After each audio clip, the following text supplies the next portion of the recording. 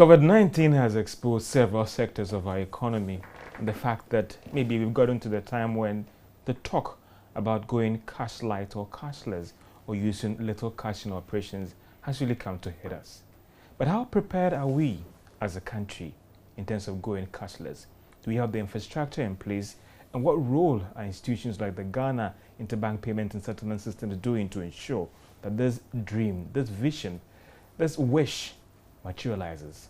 Today on PM Express Business Edition, I'll be engaging the Chief Executive of the Ghana Interbank Payment and Settlement System, Mr. Cashless, about our drive to go cashless.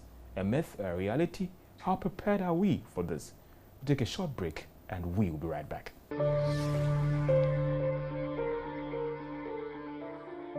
Welcome to PM Express Business Edition. Going cashless as a country. Are we ready as we speak today? Maybe COVID has actually shown us that maybe we may have to be ready right now. But what about the structures, the systems, the infrastructure, the cultural issues as well? Mr. Cashless is the Chief Executive of one institution that is supposed to play a lead role in our quest to go cashless. How prepared is this institution? And with the numbers that we are seeing, does it show that preparedness or not? Mr. Cashless, thank you so much for welcoming us to your office. And how are you doing yourself? COVID issues and work from home and all the rest. How has it been? It's been good for us, actually. Thank you very much, George, for the opportunity. And for us at GIPS, I think it's been an excellent opportunity. In the sense that I've spoken to a number of agencies and I've said it looks like GIPS in the last 12 or so years we've been planning for a time like this. When COVID came in somewhere around March or so, and the lockdown, etc., where physical restrictions were put in place, it was very clear that remote payments became the order of the day. And when it comes to remote payments, we're talking about electronic payments, which is one of the key things that we have been driving for the past 12 or so years. So it gave us the opportunity for us to test, one, whether we do have the systems that are capable to withstand the pressure in terms of volume of usage, and also whether individuals were aware of it. So for us at GIPS, I would say that COVID gave us an opportunity to actually showcase that Ghana is really poised and ready for the cash light or cashless agenda. And when we're talking about cashless or cash light, basically what it is we are used to paying for our goods and services using cash. The alternative instrument is the electronic payments. Which is deemed to be cheaper, not as costly, etc., etc. And these are the products and services that we've been putting up in this country. And when the COVID came, if you bear me just a little bit, you realize that we had a number of products and services when it comes to payments. We have modernized our check clearing system, but sorry, just to come in a little bit. I mean, for a lot of people growing up and even flowing things, but when we hear GIPS, it's all about e-switch and e-switch. Can you just help me out with a GIPS 101 in terms of what do you do and what are the product offerings that you have in terms of helping with this whole cashless transactions? Okay, GIPS is a wholly owned 100% subsidiary of the central bank, looking at coming up with an IT infrastructure to facilitate payments within the country. The reason why GIPS is important, or a company, a national switch is important in any country, is as follows. If you think of the situation where we have two banks in the country, and you have transactions between customers and merchants happening between the two banks, it's very easy. You don't need a national switch for all of them to connect to. Now let's increase the number of banks to 3, 4, 5, 6. As you get to 3+, it means that each and every bank must connect to each other before you are able to facilitate electronic transactions between them. So it makes sense, once you've gone past 3 banks in a given country, to have a national switch that everybody can connect to, and then you can have access to all banks or all financial entities within the country. So the role of GIPS is to establish that national or the central switch that is needed. So our role is, one, to develop, implement that national switch, operate it, and then promote the products and services around it. And that's our prime objective. And as I explained to us, I spoke about earlier, when many people, when they hear GIPS, they knew about eSwitch, but it appears that there is more to it than just eSwitch platform. You have the check line coding system, you had mobile interoperability as well, and a lot more things. Can you just run me through in trying to educate an Ajo Mansa on the street who is still trying to find out the relevance of GIPS and this whole cashless agenda? Okay, thank you very much, George, once again. You're very right. Sometime in 2008, when GIPS was incorporated, our first baby was eSwitch. Yeah. Precisely, yeah. So that's what seems to be the product that we are most known by. And if you remember, at that time, the central bank had a situation where we had the unbanked was very large, and banks had coagulated around Accra, Kumasi, and Takoradi, and in the other regions, the banking services were not there. Yeah. It wasn't because banking services were not required in those regions. So there was a need for us to ensure that we address the unbanked situation. We ensure that banking services were also available in those areas. And the little research that was carried out, it was clear that one of the reasons why we had a very large unbanked in the country was because KYC that was needed for a bank account, most people couldn't have it. Our addressing system wasn't as matured as it is now. Now, thanks be to God, we have the digital addressing system in the country. Electricity and communication channels were not available all the time everywhere in the country. And therefore, that was the situation we had. So there was a need for us to come out with a payments biometric payment system that could mitigate against the KYC issues that we had. And that was why we came up with the biometric system, which we christened eSwitch. And once you have it, you are able to have a full-fledged bank account if you have a legal ID, which could either be your passport, your driver's license, or maybe a voter's ID. You take your fingerprint, and then you have a full-fledged a bank account, which works offline. And if you need access to the account, you would use your fingerprint as well. So it made it very easy for anybody at all to own a bank account in the country. And by the way, one of the other key features of the eSwitch system is if you obtained your eSwitch card from Bank A, you can actually walk into any other bank in the country and still transact. So it made it possible for us to mitigate against some of the key problems that we had in the country. You had at that time. Other products as well in terms of the clearance of checks as well. Precisely. The mobile interoperability. Precisely. What about these other products? Help me out there, because those are very interesting products that plays a critical role in this whole Cashless system. Precisely. Once we had completed with that, we also modernized the check clearing system in the country.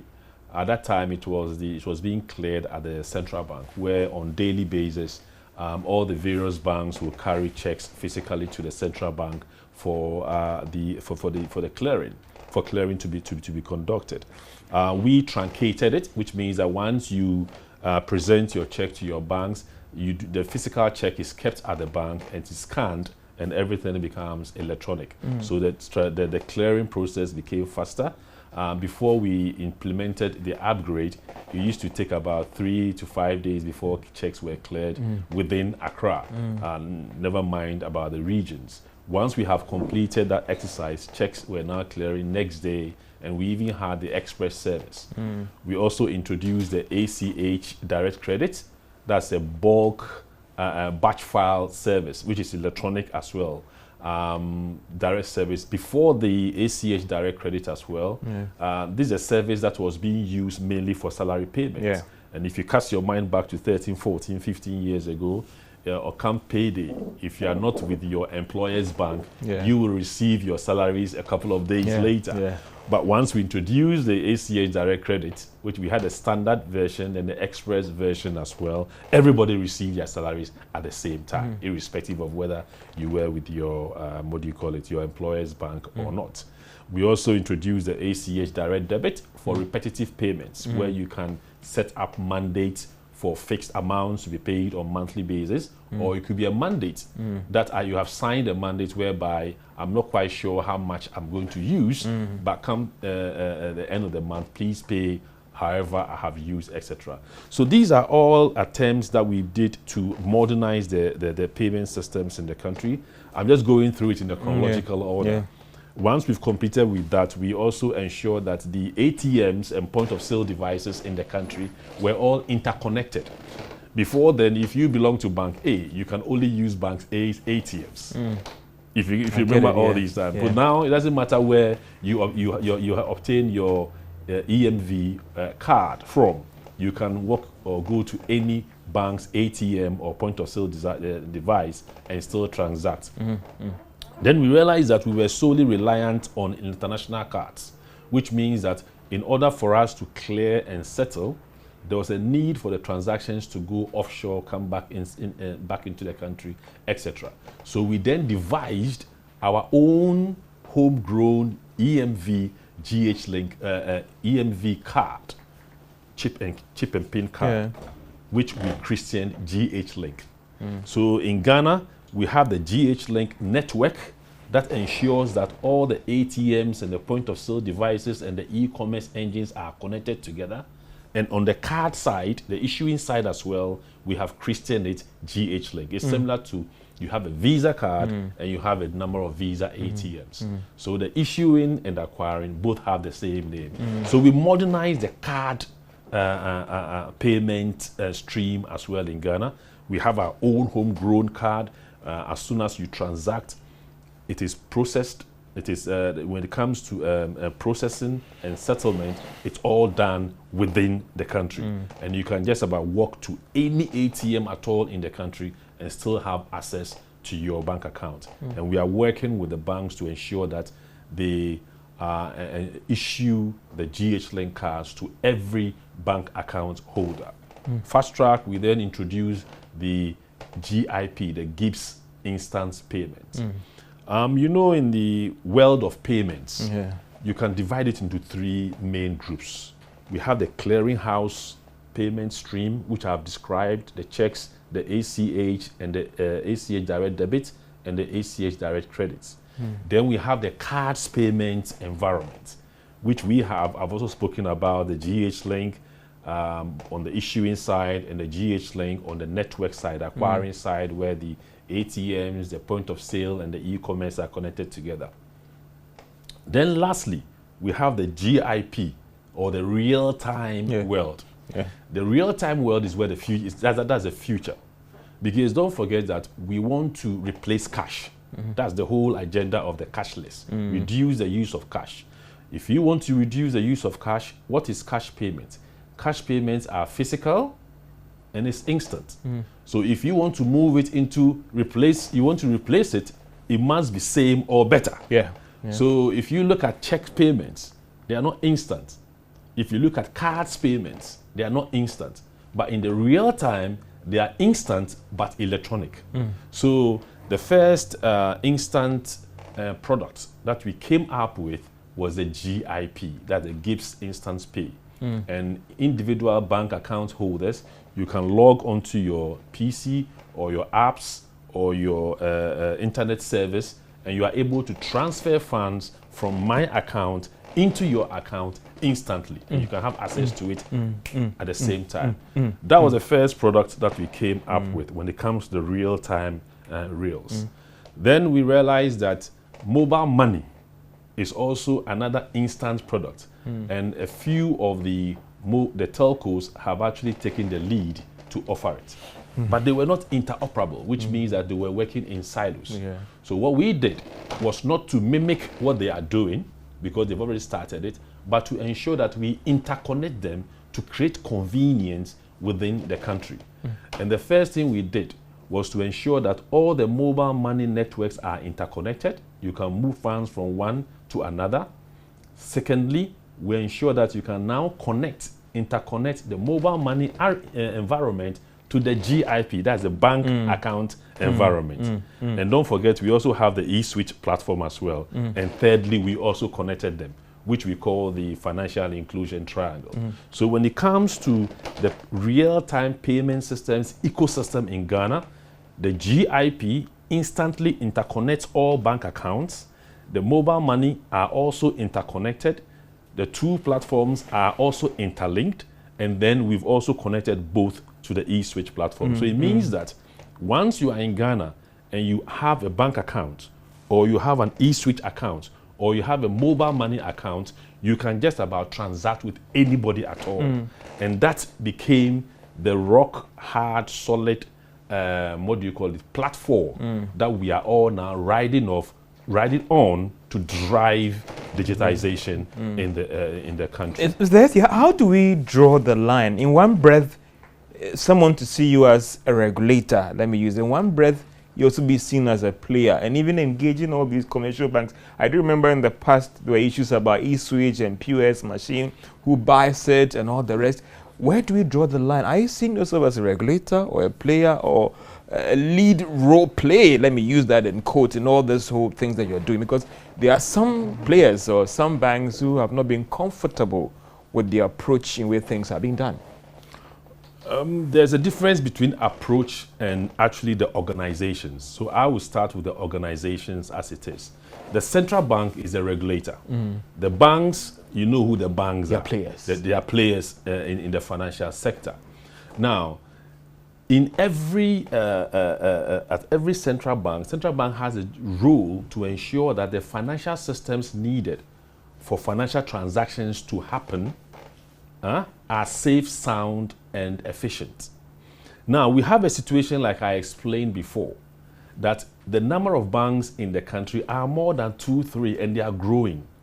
The central bank can decide that, okay, let's leave them and let them all interconnect amongst themselves, which is not efficient.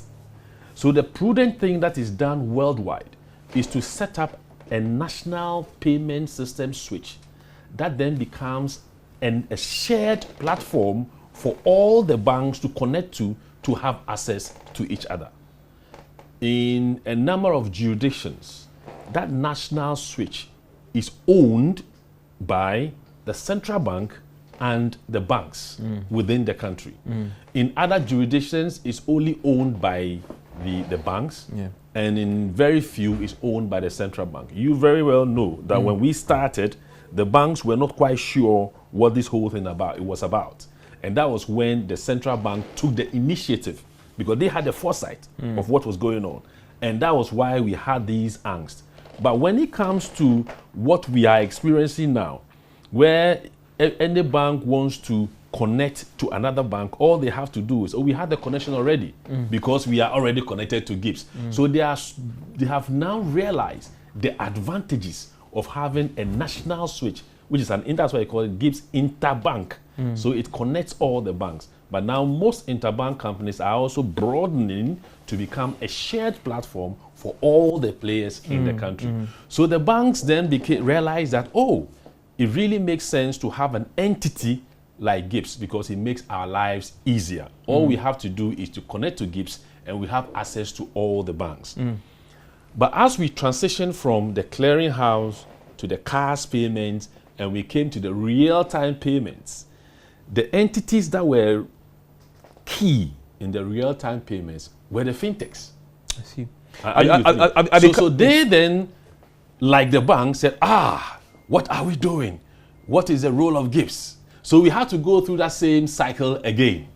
But now, all the fintechs now realize that instead of we connecting to every bank in the country or connecting to every mobile money entity in the country, it makes sense to have one connection to GIPS and have access to everyone, and then develop on the products and services that are needed for businesses for the benefit of them. I'll be coming back to the state of our infrastructure, how robust, how strong they are, and how how user-friendly are these infrastructure if we want to ensure that Kojo Meno out there uses this infrastructure in terms of going cashless as an economy. This is PM Express Business Edition. We are assessing our state of the country in terms of our quest to go cashless as a country. Are we that prepared? Are we ready? What is the state of our infrastructure? Well, speaking to a chief executive of the Ghana Interbank Payment and Settlement System, an organization that is driving this whole cashless agenda, and to see whether we are ready or not. We take a short break and we will be right back.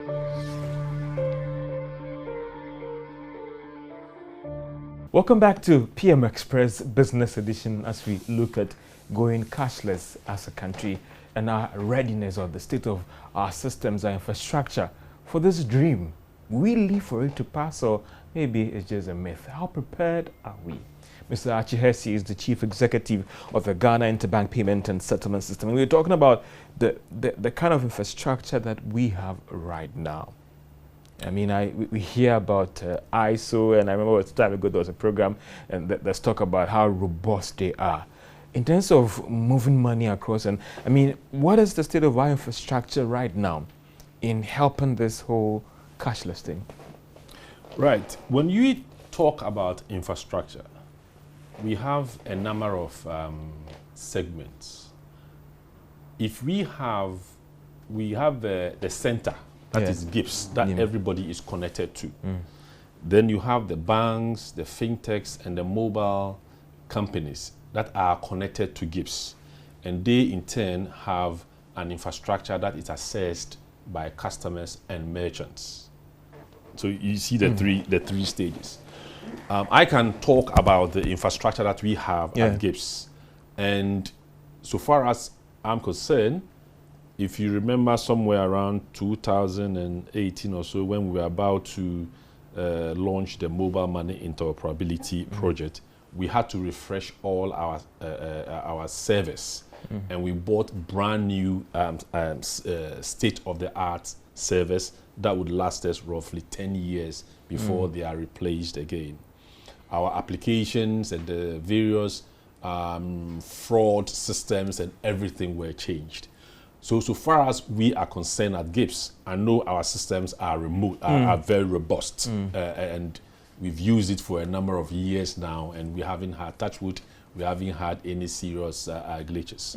There's been a number of learning curves. For example, when we've had traffic, and then we also actually give more processing power, etc. But we have them, and we release them on as and when they are required, which means mimicking the volume. So I'm not so worried about the robustness of our infrastructure. Now, the banks in turn in Ghana, their IT systems are not bad.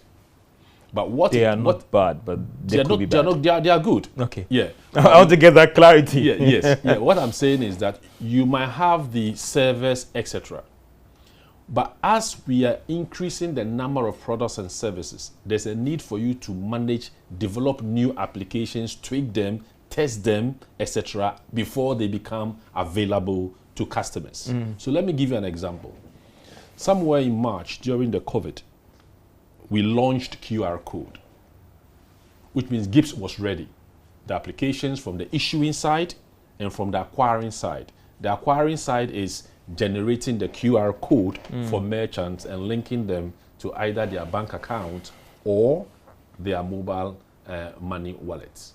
And on the issuing side, the banks had to develop their USSD or their apps, mobile apps, to connect to individuals' bank account or mobile wallets, and they can then use the QR code. So although GIPS is ready, it's not every bank that is ready. So it takes time. And these are some of the areas that we need to work with the banks, support them in testing.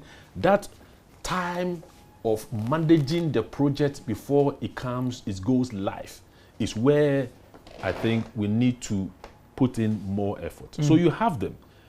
But it's also important for you to know that the banks also have a number of other products and services that they are working on. So occasionally they tend to have too many of them. They need to prioritize them. There are instances where they also have conflicts between their global heads and their local heads, Which one should they give preference to, etc.? Is it a compliance issue or is it a good to have issue? They need to go through all those analyses. And those are the things that I would say that it gives us some of the headaches. I asked this question because of recently we've seen some spike in fraud cases, Uganda, even within the local market as well, where you've seen some fraud cases in the market and all the rest. And if the system is that robust, I mean, yes, of course, these commercial banks themselves report the issue. How are we containing that? Because some are saying that it also dampens confidence in the whole system. If you're saying that, well, let's go cashless, and we are seeing, I know people who don't even want to use mobile money because they still have this issue about it, that it's fraud and all the rest and blah, blah. How strong are our system in this place to ensure that we're able to catch or get these fraud cases and minimize them? I mean, you may not have a 100% system, but that's true. At least 1%, 2%, 3%, there's room for that margin of error. For that margin. Well, so far as Ghana is concerned, we have excellent leadership from the central bank. They've created a whole devoted cyber crime unit. They've resourced the unit. They've also come up with a cyber crime guidelines to all banks. I believe that it's a criteria that every bank's board must have a cyber crime champion and things. So they've put in a number of measures, including measures to GIPS as well, that we are adhering to. And so far, that is helping the situation. When it comes to the electronic aspect of transmitting the files, etc., we haven't, touch wood, like I said, had any serious issues. The kind of issues or most of the crimes that you hear about when investigated are in-house, and it's more of staff from the various entities or at the user ends. I think the case of mobile money is more at the agent and side, where physical human beings have compromised. It's like me having an EMV card. An EMV card is supposed to be a safe card that can never be cloned. That's the security that has been put to that card. However, I do have a PIN. So if I write my PIN number here, and George, you having to have access to my card and the PIN, you'll be able to use it. It doesn't mean that the system that has been put in place is not safe. It means that there's a need for us to have further education to the end users on some of the do's and don'ts when it comes to electronic payments. Don't you think that the enemy within is more serious than the enemy coming out attacking us outside the castle? Because then these Bank of Ghana report has shown us that there were staff in these internal institutes that compromised and that resulted in these leaks. So yes, you can have a very strong system, but if you have internal persons collaborating with these outside criminals, it could be just a day that we could hear that this system, somebody broke in, and then we've actually had about maybe $10 billion going out and all the rest. I mean, isn't that the worry for you as someone who's managing this infrastructure? No, I mean, when you look at all the cases that has been reported, they are thoroughly being investigated, and if there are any learning curves, we measure it against some of the processes and procedures that we currently have, and if there's a need for us to review, we review accordingly. I'm not saying that we are all the time reactive. There are instances too where we put in proactive measures, but it's a game. When it comes to crime, it's a game. We are doing our best to stay ahead, and they are also doing their best to catch up and be ahead of us. But I can assure you that the kind of framework that we have in place in Ghana is good enough, but there's always a need. You can always do more. But when it comes to crime, I'm not too worried in that regard. Let's look at the recent issue in Uganda, so where some people cracked into their mobile money interoperability system and made away with some money and all the rest and blah blah. I mean, how safe is our system here if you want to look at what happened in Uganda? If you read into, you realize that it's a third party that caused the compromise.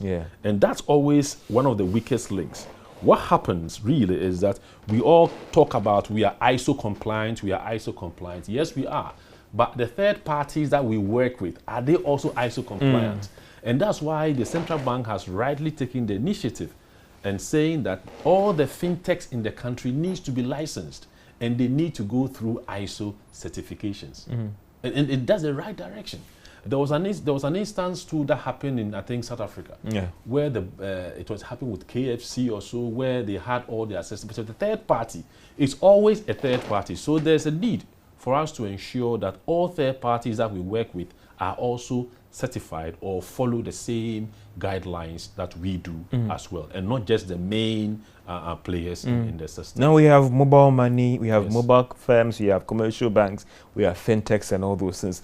Have all these players embraced the system and appreciate that this is where we have to go? I ask this question because in the past there was an issue about the local age-rate cards and then Visa and all the rest, and these are banks that have committed huge amount of money or investment into Visa platforms and all the rest. Now, Bank of Ghana comes in and says that there is ease-wage by our systems, GH-Link compliant and all the rest. How are the players now embracing these systems that you have put forward in the quest to have a national platform, an indigenous platform that will help cut down the cost of operations in the country when it comes to transactions and all those things? Yeah, I think the situation has improved drastically. Improved drastically? That's drastically, yeah. Like I said, initially it was with the banks. Now are all the banks on board as we speak right now? As we speak, so far as I'm concerned, all banks are connected to the national switch. They are all using our products and services. Is it because they don't have an option?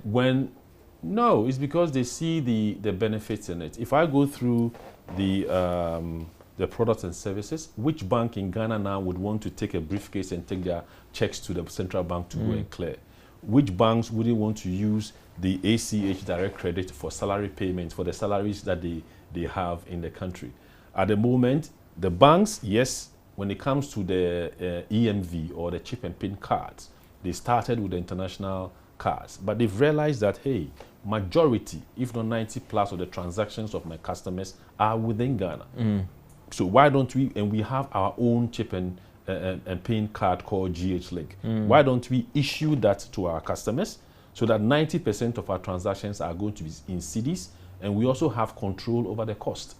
During the COVID times, the central bank asked GIPS and the banks to try and help the situation. We at GIPS, we were able to, we selected all our digitized channels. We're talking about MMI, GIP, and ACH direct credit. And we set our fees to 0. We would have loved to set all the card transactions to 0. But the international cards, we don't have control over it. So you see that if all the cards in the country has been GH-Link cards, we could have decided as a country that in light of the situation that we're in, let's set it to 0. So some of these, as I said, the COVID has brought some realization. I remember I was in a meeting at Central Bank, and that was when some of the heads of the financial institutions realized that, hey, look, we cannot change the fees. If we have to do it, we need to engage the international organizations about something that is affecting our country. So it is, the realization came, and therefore I believe that we are okay. The same applies to the fintechs as well. Some of them felt initially, some of them realized that, okay, in the absence of the real-time platform, the GIP platform, they had started connecting to a number of banks. So 1 bank, 2 banks, 3 banks, 4, and therefore it's giving them an advantage, and they were in business. But so when GIPS came in and they said, well, if you connect to us, you have access to all. So it looks like they have wasted their time connecting to. So some of them were saying, oh, what's going on and things. But as soon as they realized that, look, it's for the benefit of everyone. All those fintechs that I know, the key ones, about 5 or 6 or 7 of them, they are all connected to GIPS, and they are happily transacting with us. Don't you see this as a big challenge for some of these commercial banks where they've invested heavily in these Visa platforms where they've been hosted, and then you have a central bank coming in and saying that we want to have a GH-Link, so do this? I mean, aren't we coming too late? And therefore that is why we still have there's resistance from some of these commercial banks as to whether we should fully sign up to this local structure to work with, or we should still work with our visa platforms. When you say invested heavily, these are you're talking about one-off costs to integrate to the international platforms. That's what you mean by invested heavily. Yeah. Against repetitive usage over a duration of time. Which one is more important, George? Are you with me? So here you are, you've invested, let's assume you've invested $100,000 to set up the connection. And your customers on daily basis are transacting and paying Forex. The bank pays the international companies in Forex. The country's Forex is what we use. These are Forex that we could use for other services in either the health or education services. So if the direction is wrong, I mean, one cannot say that I have invested some amount and therefore we cannot do a sankofa. We cannot change our minds about it. So yes, there will be some what do you call it? Some resistance, but there are also, it sounds to reason that in all our engagements they have realized that yes, is the right way to go. However, give us time. And I think the central bank was very clever in that regard. The central bank did not ask them. They said, look, this is the direction. You tell us when you think you would have exhausted all your old cards and things, etc. And that they came up with the timelines that they are working to. And I'm pleased to tell you that as we speak now, more than 70% of the banks in the country are ready, either issuing or ready to start issuing the GH Link card. I'll be looking at the culture bit as well. I mean, in all these discussions, there are some who still want to hold on to the physical cash. And also, you may have a robust infrastructure as well, but what about the other players that need to help? There are people who are still even struggling to use the internet over transaction or something. I'll share a personal experience with you as well. We'll take a short break. PM Express Business Edition, going cashless, a myth or a reality, and how ready is the country for this drive. I'm George Yafi. We'll be back after this break.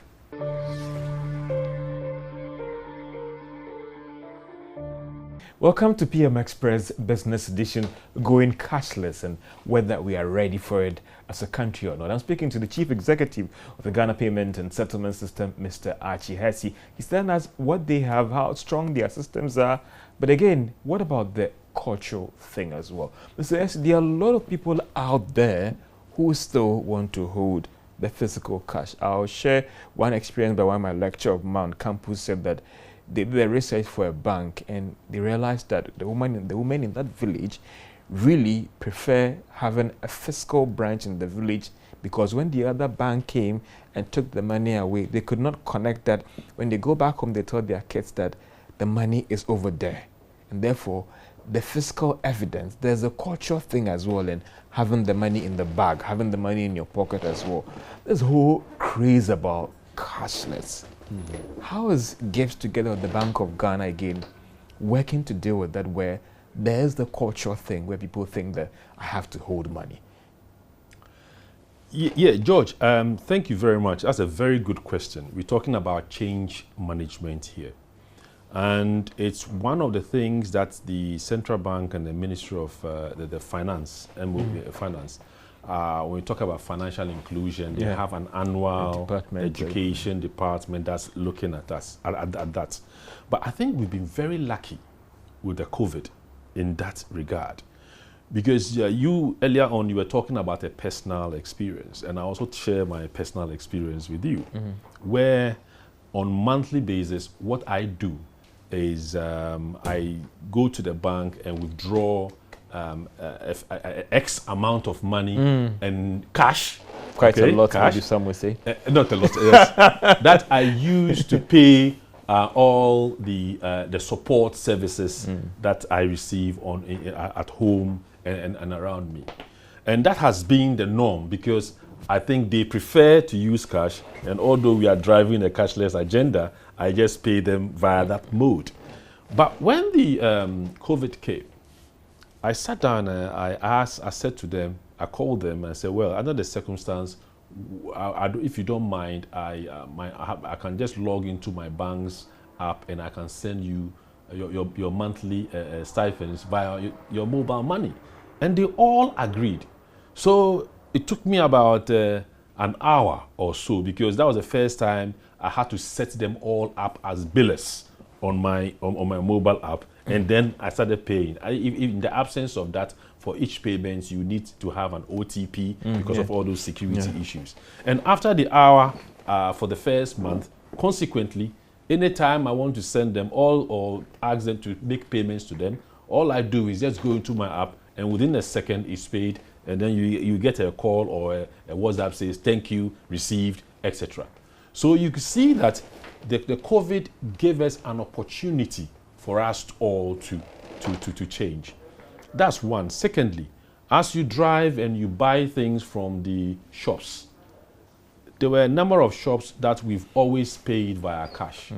These days you go there and they accept mobile money.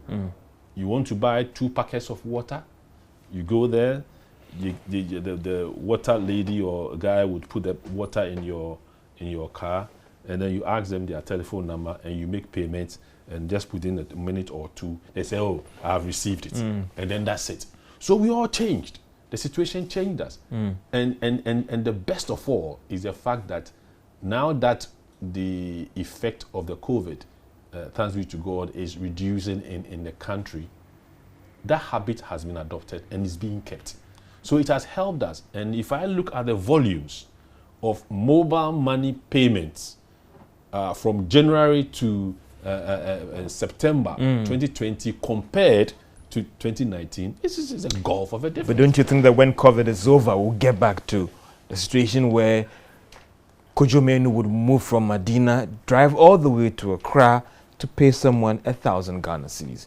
I mean, don't you think there should be deliberate incentives here? And that even comes back to the cost of these platforms, where I would encourage people to use these platforms less costly. I think it's going to be one of those things where we all have the phobia of trying, and therefore we haven't been using it. A situation arose and forced us to use it.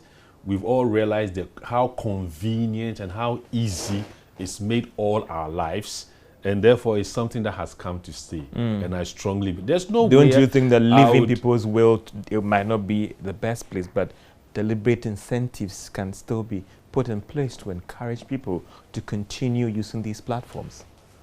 If you are talking about the incentives, you're talking about financial incentives, I believe. Not necessarily financial, but other incentives as well, together with the financial incentives. There's nothing that we do have the associations that can look into that.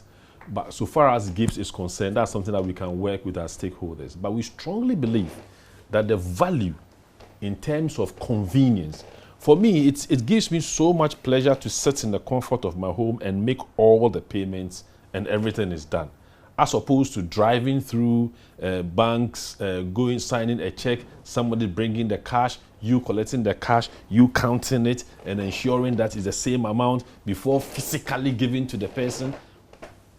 What I have experienced during this period, I'm not going to go back because it is better than the previous. And I believe that the same applies to a number of other individuals in the country. I've spoken to a number of merchants who trade inter-regional between Accra and some of them the Savannah, etc., where they buy yam and a whole lot of things. And they physically travel there, or they give the money to somebody to give it to the farmer before the farmer, their customer in the rural area brings the goods, etc. They still go to STC and things. And these days, nobody does that. If it's a question of payment, they make the payment and the delivery comes. You know what I want, and then you deliver. It's the same applies to a lot of the trades between Accra, US, Dubai, where you physically go, you order. These days, everybody orders online and payments are made and it's delivered. I don't think you are really going to say that, oh, this is the way I used to do it, and although this is more convenient, I'm still going to go back. I doubt very much. What has been the communication from the Bank of Ghana and even government? We heard about government communicating to us that from next year, they were going to ensure that majority or most of their services are paid through these electronic platforms and others. From the Bank of Ghana that you work with, from the Ministry of Finance that you engage a lot. What has been the communication to you in terms of their quest to move towards a cash light and then full cashless society? What has been the next year? Are we still waiting on the next year deadline? Because COVID might have delayed the processes a little bit. But as we speak right now, are we working with the next year deadline, or it might be revised and all the rest? I'm not sure about the deadlines, etc. But from GIB's point of view, all the necessary systems needed to support any entity to only receive digitized payments, we do have them. We strongly believe that the QR code that we launched in March, and now banks luckily have started rolling them out. By the way, George, we are devoting the whole of November, December, January, February to QR codes. I'm sure you are familiar with how QR does this code. whole thing works in terms of Ghana here and payments? For QR codes? Yeah. Excellent. QR code is the in thing. And if you know, QR code is the black and white squares that you see. Yeah. Okay. Now, the QR code represents a point of sale. So in the cards world, you have your card that is linked to your bank account. And then you insert your card into a point of sale, and then you make your payments.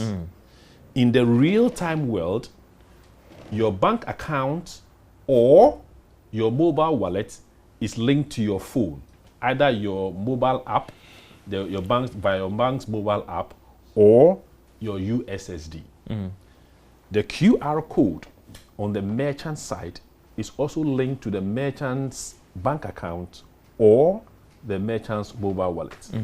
Now, because of mobile money interoperability, if I'm a merchant and I sell coconut, for example, and I go to my mobile money, I have a mobile money, I don't want a bank account.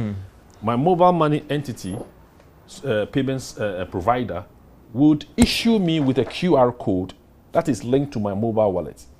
And when George, a bank account customer, wants to pay me 10 cedis for the coconut which you have purchased, your bank should have linked the scanner on your phone, that's the issuing side, the mobile app, to your bank account.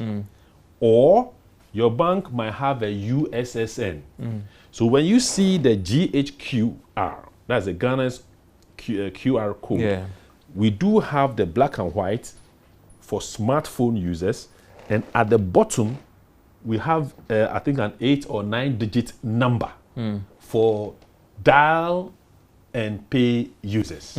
So if my bank has linked my USSN number and my bank's USSN is *123#, all I have to do is *1234#, type in that number at the bottom of the QR code, then press send, and then you see an amount section. In fact, once you do that, you actually see the name of the store and everything on your phone. You type in the amount, you press play, and then the merchant will actually receive the alert on their phone. So the QR code is the pause for the real time. So we have created the QR code, which is the pause for the real time, to move or facilitate payments. Up to now, the real-time products and services that we have, be it GIP, mobile money, wallet to wallet, is more from P2P, person to person. And we want to transition it to purchases. I know during the COVID time, individuals were using the P2P, the person to person, for merchant purchases. So they are really waiting for that now. I spoke to you about the water example, because that's something I personally have done it before. Now, the QR code, we have 2 types. We have the static and the dynamic. The static is when you go to a shop and you see the QR code there and you can make your payments. That QR code is linked to the merchant's bank account or mobile wallet. Or you can have a dynamic QR code where for every purchase, when you comes to a total, it develops a new QR code for you. And this can either be used in a shop or online.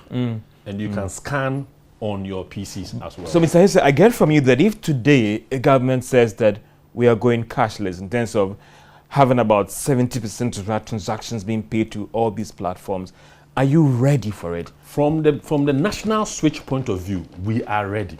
What is left is for the financial services providers in the country to work with the various government organizations, work with the various corporates, work with the retailers, the wholesalers. And this is where the fintechs come in, to support them to ensure that that development work is done, either done by them or they can do it on behalf of the entities and have a sharing mechanisms. And this is why I said from the beginning, they thought from the organization point of view, we are in their space. But now they have realized that we are taking care of the center to ensure that once they've connected to us, they can then serve the whole businesses that exist in the country. I know data is always a big issue here. I mean, there have been instances where I've tried to process something and it just taking days and all the rest.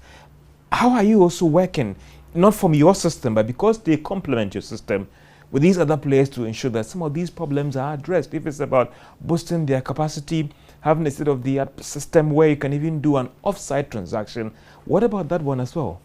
When you talk about data, are we talking about I'm talking about internet, as an internet-based, as in the, supporting the platform, and how, access. we can use off-site systems to, again, transact some of these things. Because it is a big problem for some people, and that could also affect our efforts to bring a lot of people on this platform.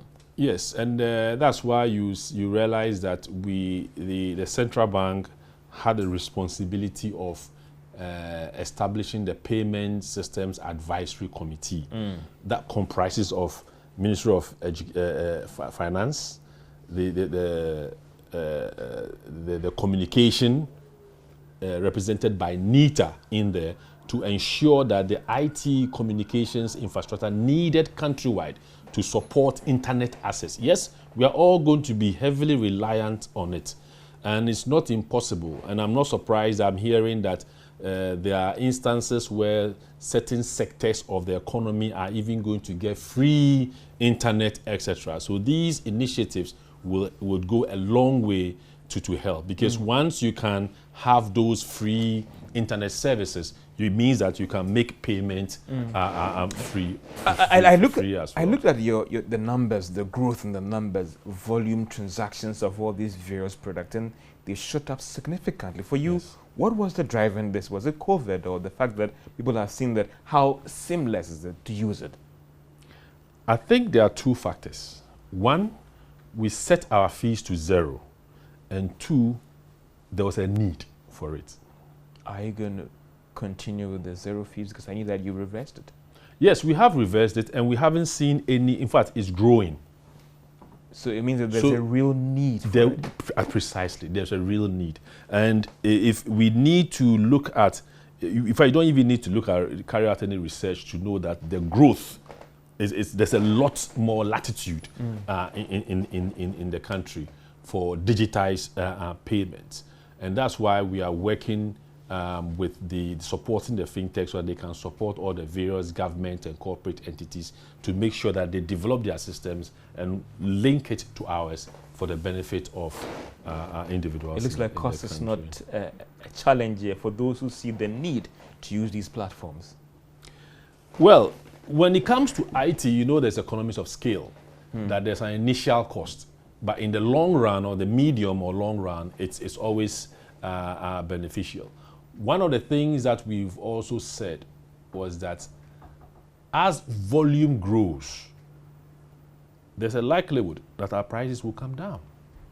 That's what we should expect. That's what precisely, and that's what it's going to be, as the case is in other jurisdictions, because the fixed costs would have been covered, and we might have a couple of running costs which might not be too much. So it's only prudent that as part of the promotional initiatives, we reduce the per unit cost as well.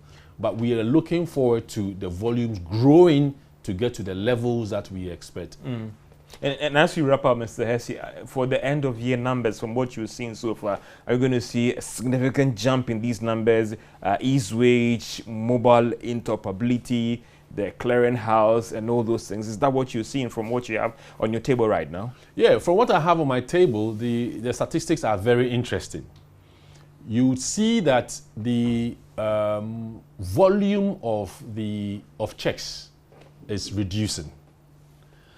ACH, direct credit, and direct credit is increasing.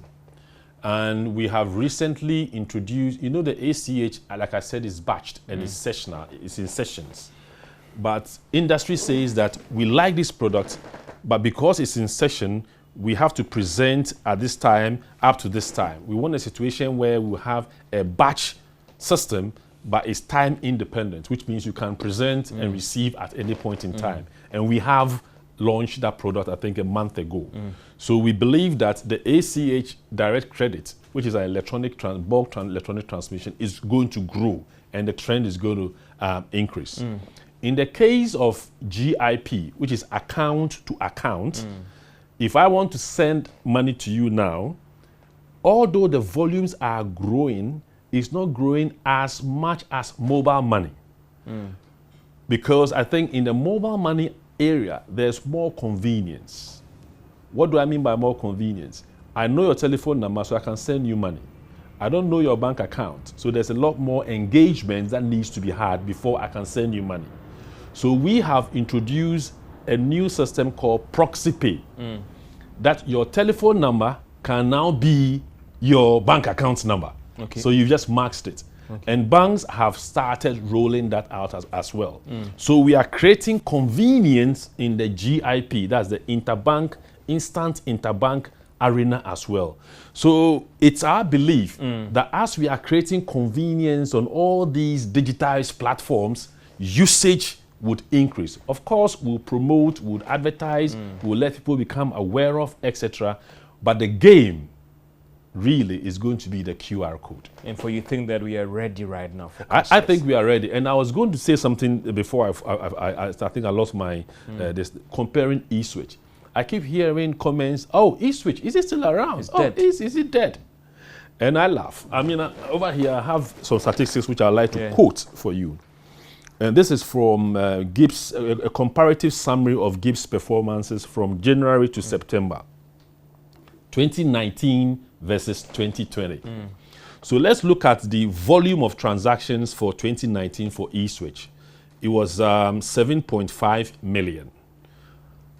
Volume of transactions for 2020, 8.3. Okay, the increase was 10%.